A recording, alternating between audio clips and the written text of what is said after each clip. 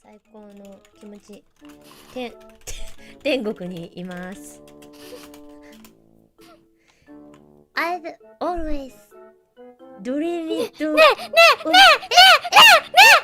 えなに？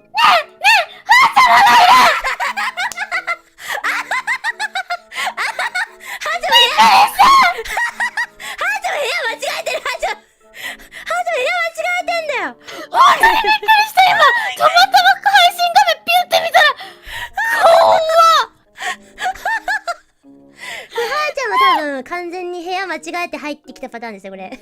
ホラーなんだけど。絶対裏でさ、ねえ今間違えてマリン船長の部屋入っちゃったって言ってると思う。待って、腰抜けたかと思った。本当にびっくりした。船長逆にちょっと突撃してくるわ。じゃあ向こうの部屋にまだ配信始まってないはず。とつられたらとつり返す。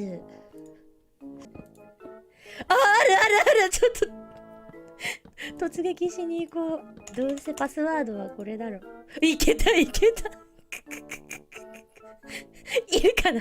あれいないぞ。あ、いるねねちいるねねちね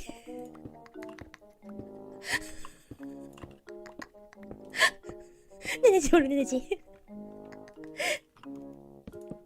ーちゃんもいないけどお邪魔しました。お邪魔しました。